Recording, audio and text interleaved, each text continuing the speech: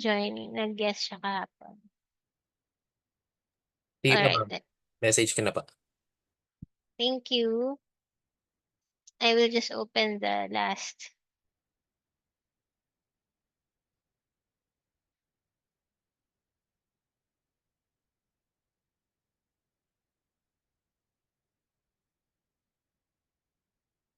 Okay, so last time we discussed the transportation model. So review, quick recap lang. In this model, meron tayong sources designated by I and sinks designated by index J. That's the usual convention. We assign index I for sources and J for sinks, but it will depend on you. And then for the superstructure, each of all the sources are connected to all the sinks. That's the super or maximal structure. And each flow or each connection would have a cost. Okay? Then this is the basic transportation model. The objective function is to minimize the total cost. So that means we have to take the sum of all the unit cost multiplied by the flow rate. So X refers to the flow rate. And that would give you the total cost. Anong ibig sabihin ng summation I, summation J? It just means that this is you sum for all sources and you sum for all sinks. The constraints are here. This is the, let me, ayan. And that means, before that, before the constraints, that means you have to know the data beforehand. You have to know the unit cost from source I to sink J, and you have to know the available capacity or available flow rate of source I and the required flow rate of demand J. Okay, and this is your variable Xij, which represents the flow from source I to sink J. Okay. By the way, this is the model that the thesis students will be using kasi 'di ba ano kaya mag-optimize ng allocation or network. So this you will be using the transportation network model. Next, yeah, so I already mentioned that the problem will optimize the flow rates or the allocation. The problem will find the flow rates that would give the minimum cost, and these are the constraints. First is the supply balance, meaning if you add all of the flow going to sink I, so let me, lahat ng flow coming from, I meant coming from, so lahat ng flow, ito yon first four lines. If you add all these four lines, the balance means it should be less than or equal to the capacity of the source. And you do that for each source. So ito i-add mo rin that should be less than the capacity of the source and so on and so forth. That is the source balance. That's why merong ganitong symbol. This is read as for all I. So that means you repeat that for all I, for all sources. Okay? Next is the demand balance. Okay, ano naman binabalance natin? It just means that in this drawing, all flow rates going into the demand J, okay, ito yun, you add that, it should be equal to the demand requirement. Greater than or equal to. Pwedeng sing greater. Or kung strictly, dapat ano lang, equal to, um, it just means that you have to meet the requirement, the demand requirement. Okay? And you repeat that for all demands. That's why merong for all J's. That means you repeat that for all sinks. Okay? And then you may use uh greater than or less than or equal to for unbalanced system. It's not strictly equal to, no? Like for the supply, pwede kasing hindi mo magamit lahat ng supply, so you use less than or equal to. Ibig sabihin, may matitira kang unused supply flow rate. For demand, pwede kang, kung minimum requirement lang nung demand, yung value na yun, so that means you can go over that requirement, and that would give you, pwedeng ngayon greater than or equal to. Ibig sabihin, pwede kang lumampas sa minimum required demand. And lastly, flow rates cannot be negative. Okay.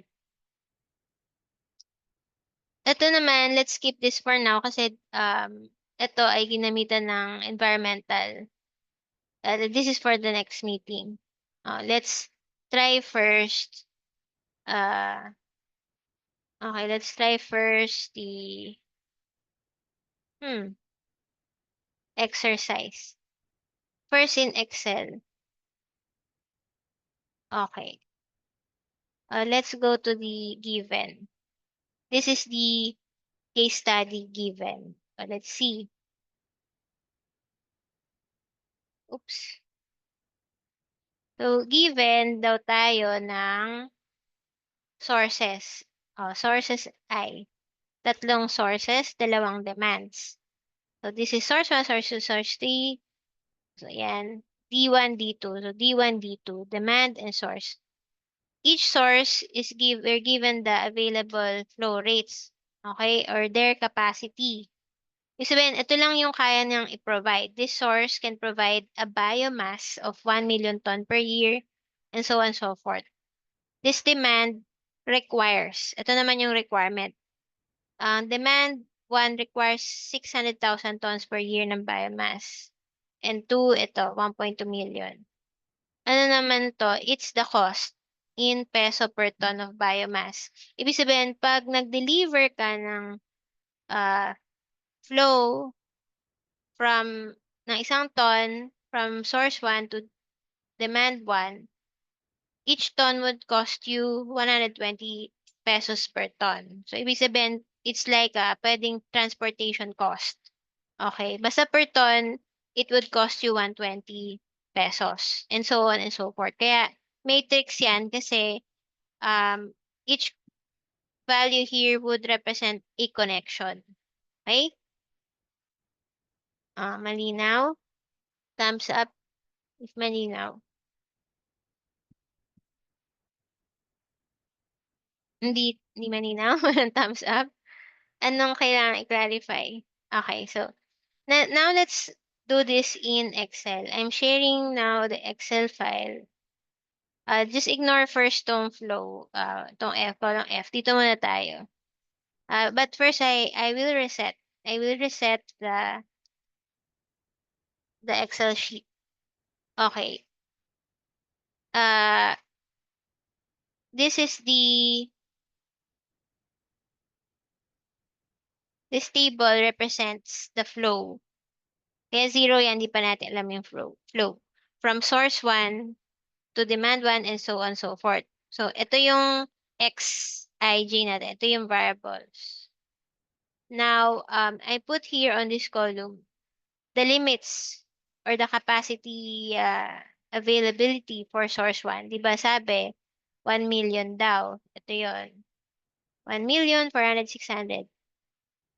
I just put here yung capacity or available value. And I put here the requirement. Ito yon demand 1, demand 2. Okay. Demand 1, demand 2. What is our objective function? To minimize the total cost. In order to do that, okay, I have to calculate the cost. No? And how do we do that? Here, I put the cost matrix. This is just a copy-paste of this one. Okay? Now, how do you get the total cost? You have to multiply the flow rate, which is this value, this is the flow rate in ton per year, with the total cost. I mean the unit cost. So this is the multiplication of the flow rate ton per year with the cost peso per ton. So that would give you peso per year. And you do that for all the demand and source connections. Ito yun. Okay? So this is just multiplies the flow rate with the unit cost and so on and so forth. And this one is just the sum. This is just the sum. Okay? Therefore, the objective function is the sum of this cost per year. Kasi ito na yung ito ang unit na nito ay peso per year. And you total that, that would give you the total cost. How about the constraints? So that means the total demand should be 600 and the total demand too should be 1.2 million kasi yun yung requirement.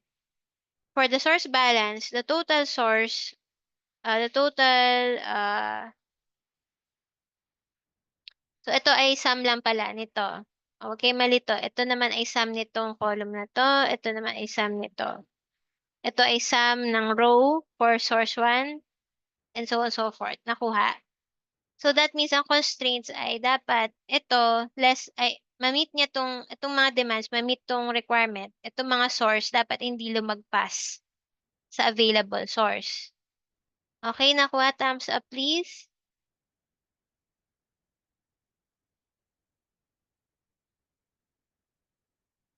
Okay. So yun ang constraint, 'di ba? Now we go to the solver, data solver. Oh, objective function, we point the objective function to B8. B8. Minimize the total cost B8. Ano yung variables natin? These are the flow rates. So, ito yung variables. This one. Okay? These are the variables. Ano yung constraints? Um, this is just a non-negativity constraint, but basically, if you click this one, hindi na kailangan itong first. Nag-solve na siya. Teka, let me reset that.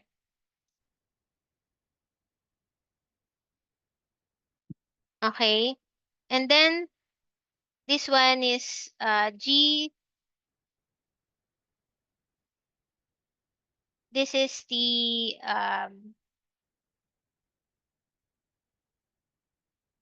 demand balance. Okay, this is the demand balance. Nangyari. Okay. So G6 should be mali. Greater dapat B6. Okay, let me G6 is greater than or equal to B6 H6.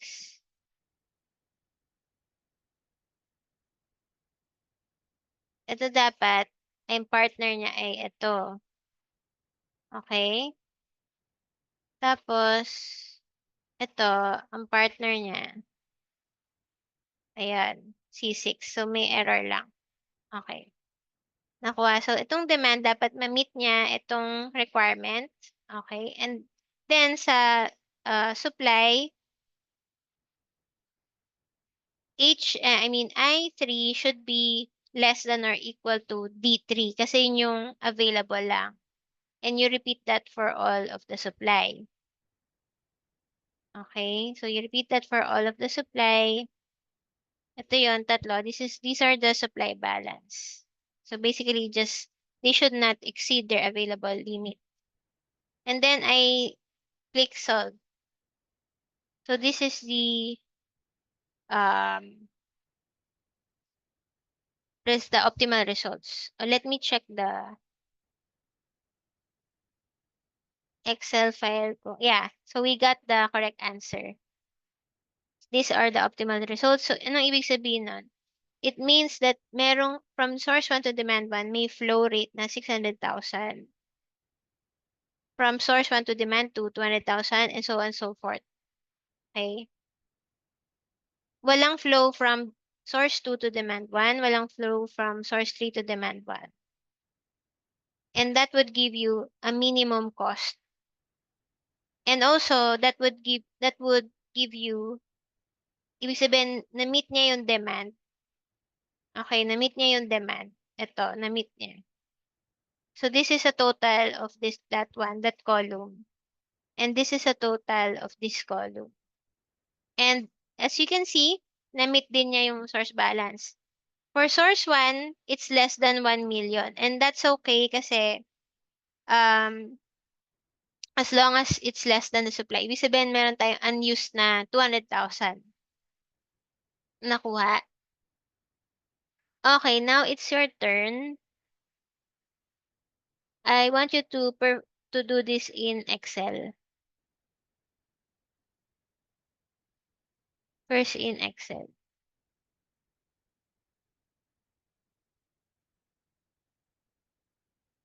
Screenshot this one. I'll give you 5 minutes to do this in Excel. Okay? So I'll come back after 5 minutes and then I'll ask you if you got the answer. Okay? So please screenshot. I'll stop sharing first. I'll be back after 5 minutes.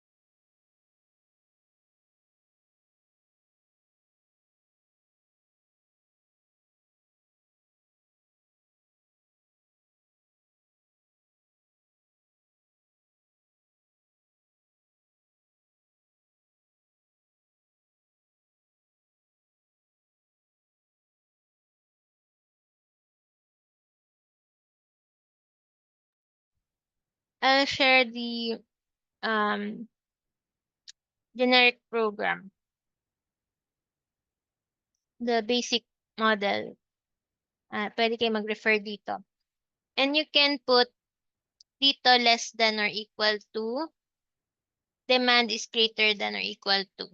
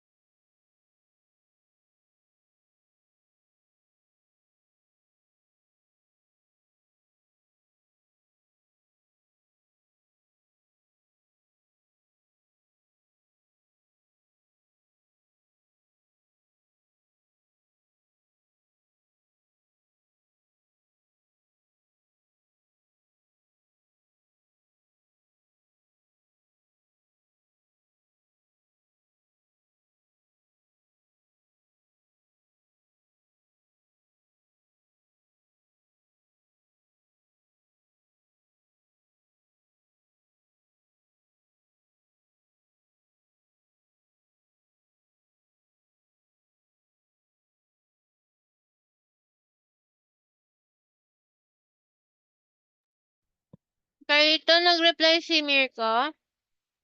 Hello pa ma'am, yes po, sabi daw po ay nahihirapan lang daw siya makapag-reply kasi sobrang hina daw ng signal sa kanilang province po. Ah, okay. Sige, sige.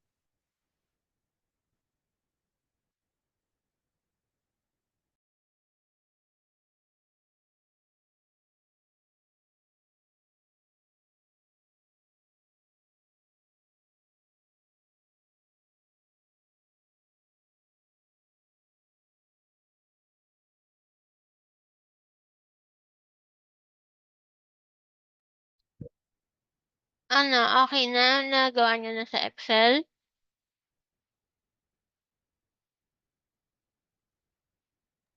Yes po ma'am, pero hindi lang ako sure sa answer po.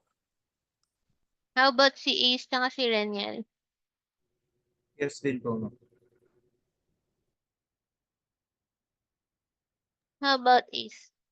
Nagawa din po ma'am, pero mali po ata yung answer na lumitaw sa akin. What did you get sa objective function? 1.8 million po. How about si Reniel and Carlito? 1.8 million din po sa akin ha. I wonder why. Ah, Reniel, yes. 200 million po yun. Okay. This is the answer. Ba't yung 1.8 million? Can you check? Saan tayo nagkaiba? Ma'am, confirm ko lang po ulit. Ang objective function po ma'am ay technically yung sum ng, sa iyong case po ay from G3 to H5 po. Ano ha? Oo, yung cost. Yung Okay cost po. ng objective function. Okay, tama naman din po yung akin. Pero ito ay sum ng flow, hindi sum ng cost.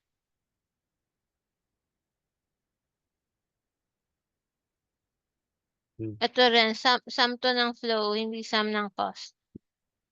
Sum. Ah, Pero okay ni Ace na 1.8 million.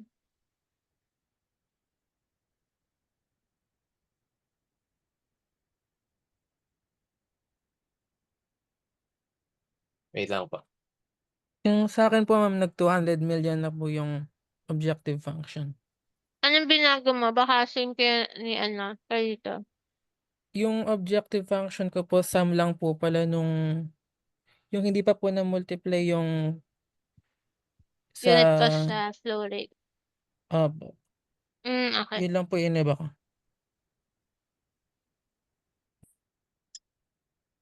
Okay. How about dito?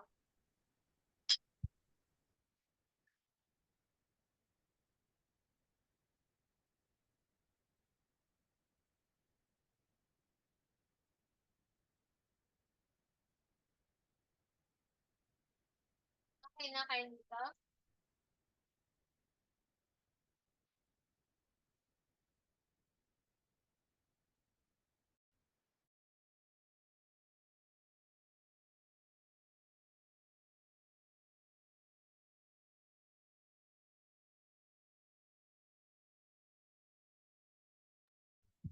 Okay na, Carlita? Di pa po ma'am. Hinahanap ko pa po. Okay. Sige, I will just send you the Excel file and you can check later. Thank you pa. Good. Let's proceed muna to the next. Now, the next exercise, I want you to do the same uh, problem in Lingo. Kasi after nito, we will now proceed with the sets, which is yung looping. But first, before I teach you how to loop, you first do it manually para ma-imagine nyo kung ano yung kailangan gawin. So I will close this and then, or I'll just show the data part. The data part, okay. So may gantong code data colon, you put the data, tas end data. Pwede nga ding walang nitong dalawang to, pero parang mas cleaner if you put that. And also, I want to teach you now the best practice in coding. Sa umpisa ng code, you put a nomenclature. What is nomenclature? Basically you put the names of the parameters and variables. You start with the indices, yung index. I is for biomass source, J is for biomass demand. You write the parameters. Ito yung may data. Variables, walang data. These are what we're looking for. So parameters, yung unit cost, 'di ba? Available source flow rate, available demand required demand flow rate. Now, in the parentheses, you put the index. Kasi pag sa source, index I siya. Pag demand, index J. Pero pag unit cost, it's a matrix. Dalawa index niya. Meron siyang I, meron siyang J. Meron siyang row, meron siyang Um, column. Hindi po Yes. nagsishow yung Oh, linggo. I should have alerted me earlier. Sorry about that. Ulit. Okay. So, in best practice, you put this nomenclature first. Okay? And then, ito yung sinasabi ko, you start with the index, parameters, in the parentheses yan yung index. Okay? Gayahin nyo na muna ako paano ko ginawa. Pero this is the best practice. And lastly, the variables. Ilan ang index ng variable? Dalawa din kasi matrix din siya, di ba? It's the source and the demand. Oh, now I want you to, ito yung data. Data colon and data. So after the data, I want you to code kung ano yung ginawa sa Excel in Lingo and you tell me the answer. I'll give you 3 minutes. I will show para magawa niya na. Hanggang data. Okay? So please code yung nomenclature sa top, the data, tapos meron niyang end data sa ilalim. Okay?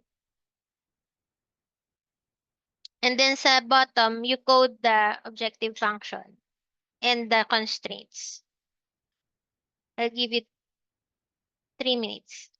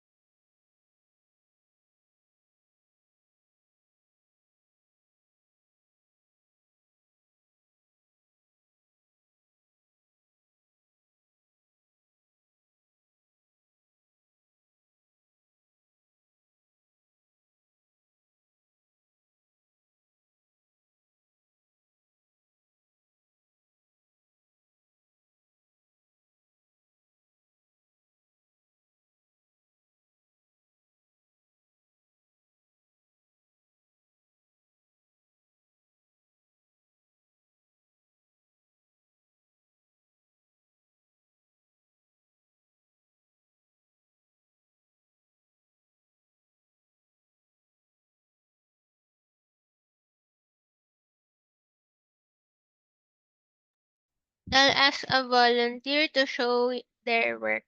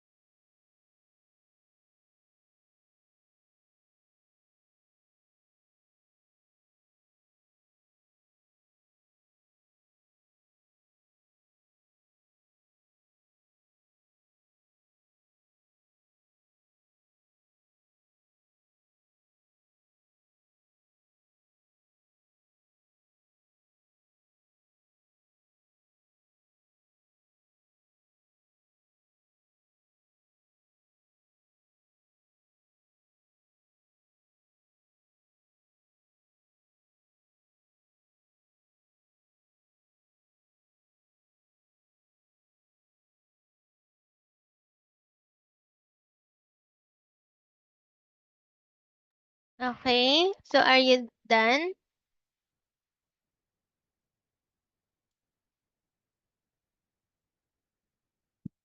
May natapos ba?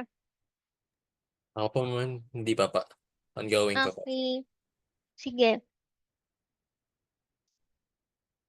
How about Ace and Reniel? Di pa po. Hindi pa rin po, ma'am. Okay.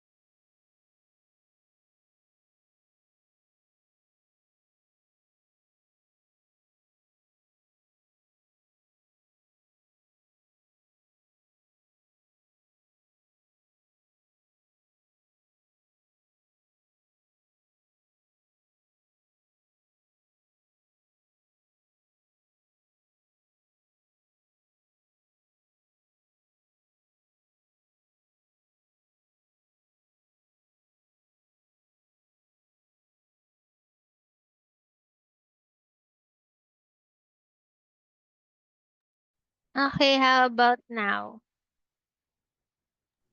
Okay na po yung akin. Okay na. Did you get the same answer with the Excel file? Yes po, 200 million. I'll ask you to share your answer. Sige po.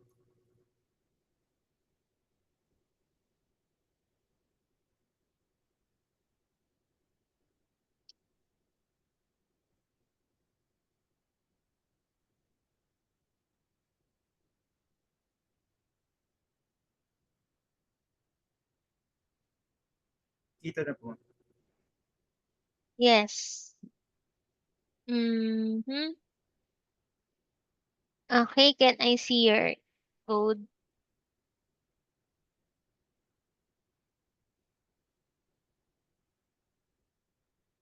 Okay. Okay. S1, S2, S3. Oh, correct. Okay, thank you. Very good.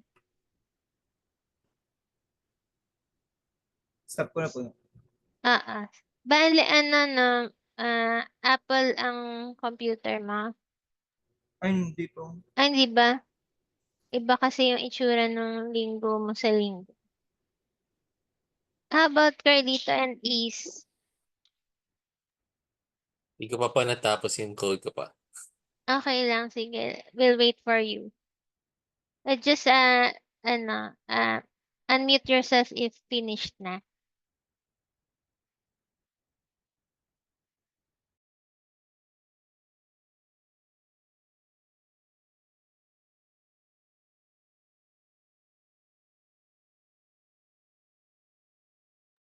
By the way, for Ace and Reniel, actually, I don't know your face.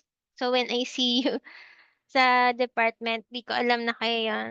So when we bump it with each other, ano na lang, please introduce yourself.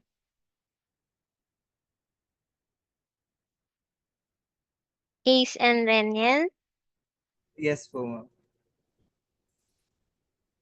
Yes po, ma'am. Okay.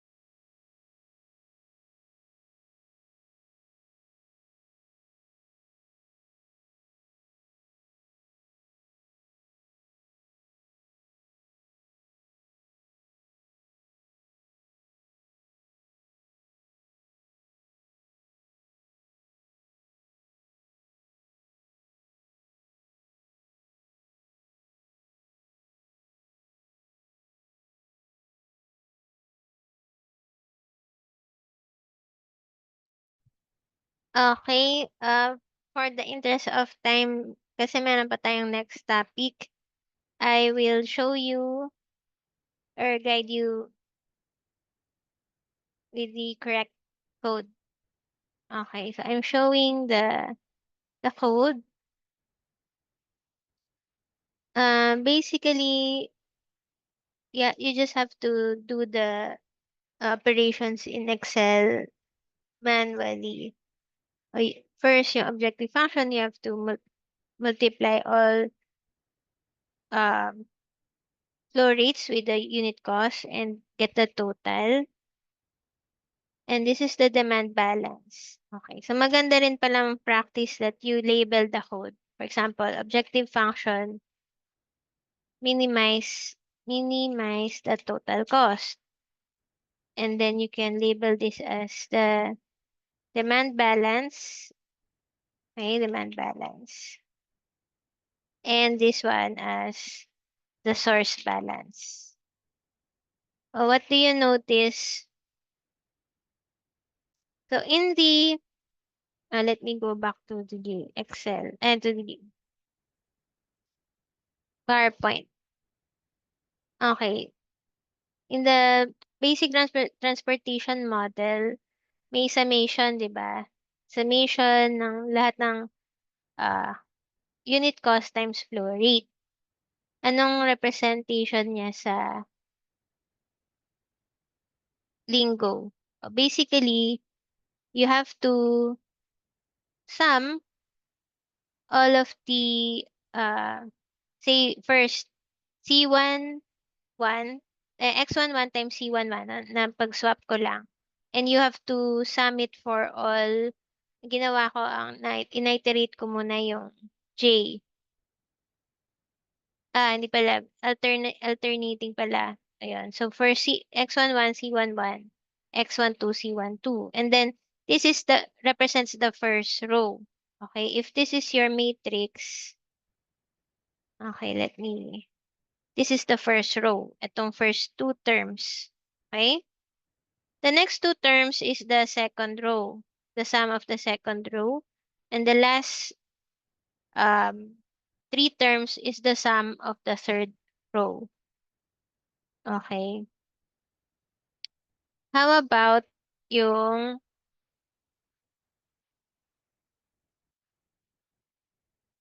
demand constraint? So, ito yung demand constraint. Nilagay ko pala equal, dapat greater than or equal to. The lingo, that would be greater than or equal to. But it would lead to the same answer. Ibig sabihin, you have to add all of the flow rates going to each demand. O paano ko nalaman na dapat ang i-add ay x11, x21, x21, x31? Okay. Usually, okay, pag nilagay mo kasi na yung yung first index dyan, that would refer to the row, and the second index would be the column. Okay, that's why I told you na this one, x11, these two terms would be the first row, diba? Kasi their first index is 1, and this would be the second row kasi yung index nila the first index is 2. Okay, because the first index refers to the row, the second index refers to the column. For the demand balance, here, okay, since the demand is assigned to the second column, is assigned the columns, right here, diba? Columns yung demand. That means, for each demand, yung second index would refer to demand 1. Okay? The second index would refer to demand 1. Ito, the second index would refer to demand 2. I hope nakuha. That's clear. Okay, that would be the demand 2. And that's your demand balance.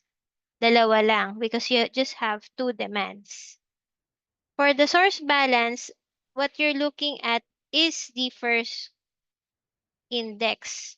That would give you the first source. For example, ito, x11 pareho, x12. The first index refers to source 1. Ito, x21, x22 would refer to source 2, and so on for source 3. And that is why ganito yung itsura ng code. Nakuha ba? Ace and Carlito? Okay na? Yes po, ma'am. Nakuha na po yung sagot pa. Thank you pa. Yes din po. Okay, very good. Thank you. So, I hope clear yung indices. Kasi, kailangan ngayon pa lang clear na siya kasi meron tayong possibility na magkaroon ng 3 or more indices. Na-imagine nyo ba kung paano yun?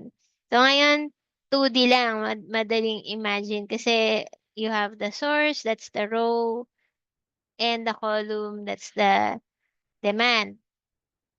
Okay? Now, I will teach you looping, pero baka hindi natin matapos. Let me try.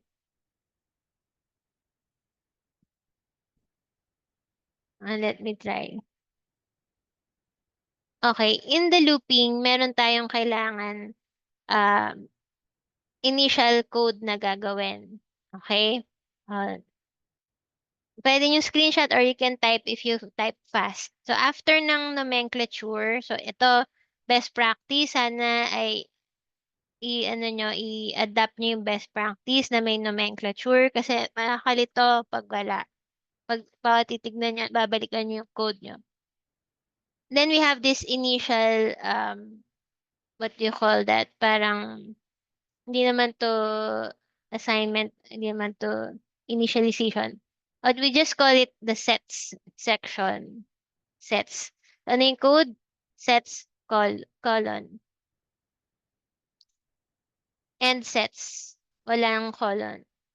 So inside that group or inside that section, you declare yung dalawa mong indices. Pero wala silang I at J. Wala. Basta you set na source and sync. And you declare ano yung gagamitin mong letter, variable letter for the sources and what will you use for the sinks. So sa akin, its source as sinks is D. So by the way, sync and demand, I use them interchangeably kasi mas madaling mas shorter spell ang sync. Pero in this case, demand and sync, I mean the same thing. Kaya D pa rin siya. Kasi it has 4 letters lang. Demand is demand 7 letters. But we also have a format. Meron kasi tayong variables that have, you see here, that have 2 indices. Okay? Meron yan 2 indices. Ito, ano lang, 1 index lang. Kasi it's either source 1, source 2, source 3, D1, D2. Pero dito, it's a matrix. That's why meron kang source sync. And you have to include in the parentheses, ito. This source would refer to that. This sync would refer to sync. Ganito yung format. Okay? Colon. And ano yung dapat mailagay? After the colon, you put the letter that you will use. So sa atin, I use C for cost, X for the variable. So pareho sila, either parameter ka or variable ka, kailangan mo siyang ilagay kung gagamit siya ng dalawang index. Kaya importante itong nomenclature kasi i-guide ka niya dito kasi you know here that na ano, kailangan mo ilagay yung C at X kasi dalawa yung indexes niya and you have to put S and D dito. May malinaw yung sets and end sets so far. Please give a thumbs up. Okay. Data. This would be different na from the previous data. O, paano siya naging different? Ganun pa rin na may data colon and data, yung start and beginning. So, in between, ganito na siya. Since nag-define tayo ng set na source at sync, yung mga single lang, single index, yun na lang kailangan mong i-define dito. Kailangan mo silang lagyan ng or assignan ng names. So, first, the source, S1, S2, S3, sync D1, D2. And then may colon. Silang dalawa lang kasi yung single lang. So, ibig sabihin, sinasabi mo sa program, may tatlong source, may dalawang sync. Yun ang hahanapin niya. Okay? Yun ang hahanapin niya. Next. Now, I put the data for S. Hindi mo na kailangan ilagay S1 equal to 1 million, S2 equal to 400,000, etc. You can just go straight ganito. Siya na ang mag-a-assign na ito ay S1, S2, S3. Okay? Oh, by the way, ikaw bahala kahit hindi S or D ang gamitin mo, kahit lagay mo dyan, kahit pangalan mo, ang bawa, Ria, Carlito,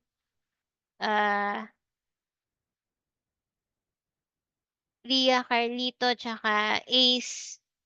Kasi tatlo lang. Palitan ko na lang si Renel. Okay lang.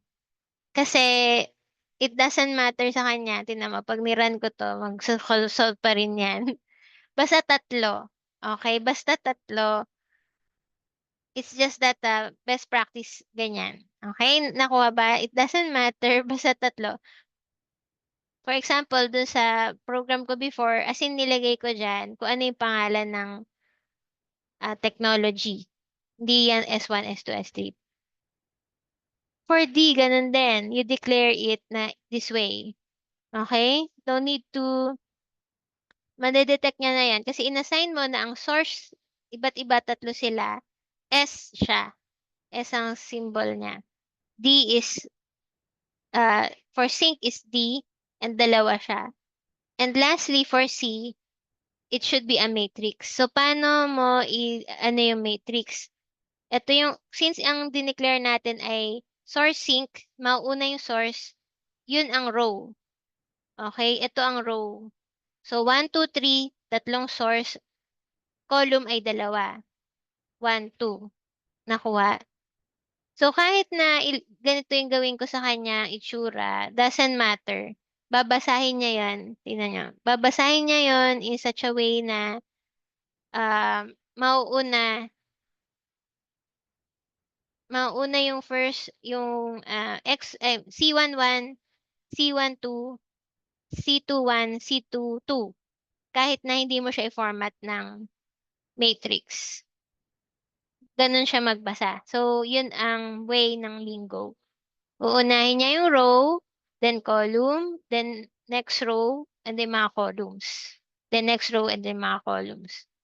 That would be your data. So, you can screenshot or you can type kung mabilis mag-type.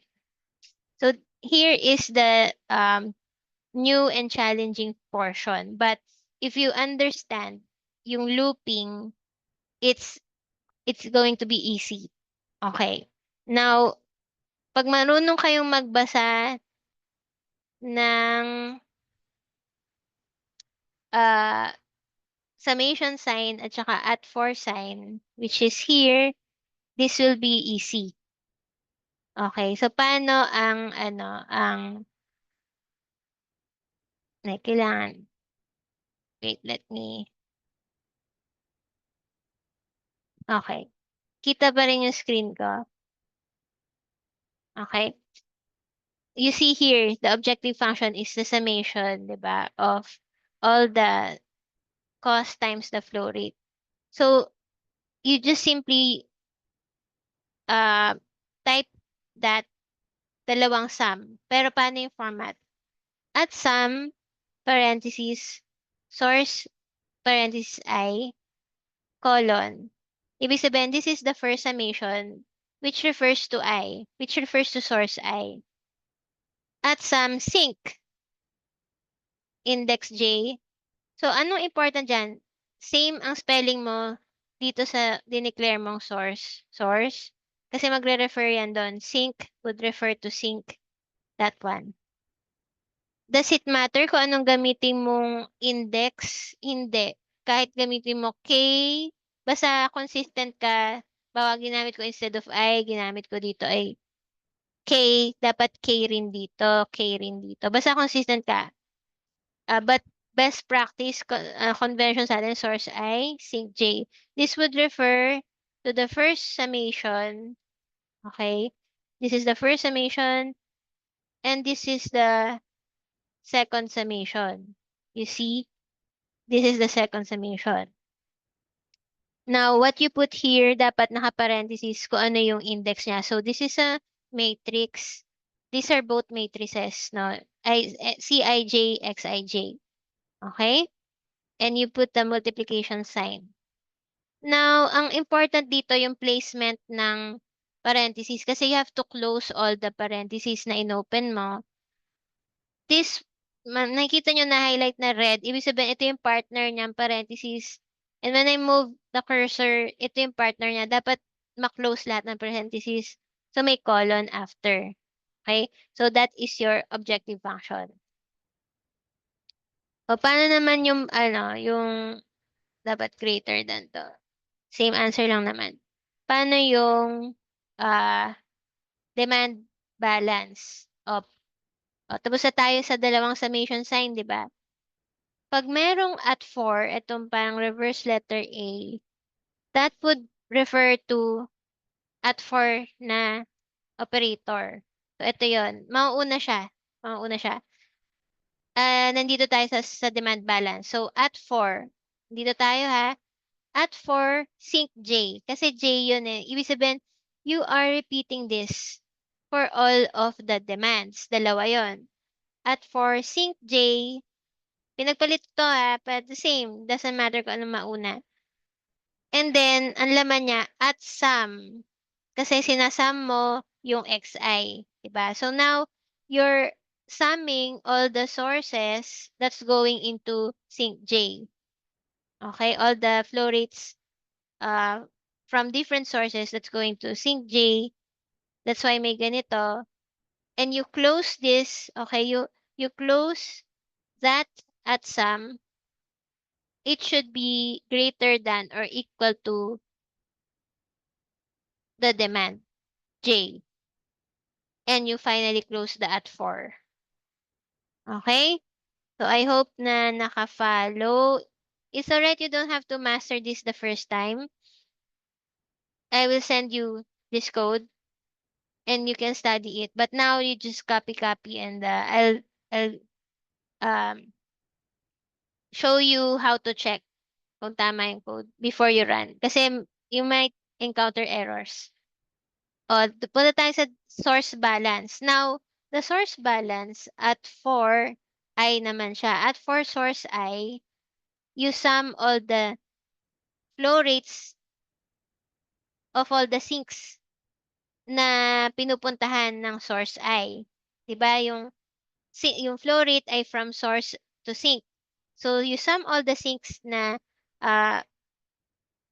pinupuntahan ng source I and it has to be less than the capacity and you close it. Okay? So I hope naka-follow. Konti na lang, let's extend for 5 minutes or 5 to 10 minutes. Now, how to check if your code is correct? You go to solver, you go to generate display model, or simply Control G, or you click this display model. Oh, now you have the expanded version. And what do you notice? This is just the same code as our manual version earlier. Diba? Itong sana yung manual lingo. Oh, this is the manual. It's just the same code. It's just that ito may mga underline yung S1, D1. Ito S1 may underline no. But it's the same code. This is the objective function. This is the demand balance. This is the supply balance. And what do you see? It's the same. So it means the code is correct. So paano ulit nakapunta doon? Solver, generate, display model. Now since we don't have enough time, 3 o'clock na, and I want to stick with the time limit. This will be your homework. I will send you this file, but not today. I want you to try it for yourself first. No. Okay. Do you have any questions? None naman po sa side ko pa. Thank you Wala po. din po sa akin. Wala din Uh, po, ma'am. Thank you. So good. But I do hope na clear yung looping. No? And I also send the recorded video for today.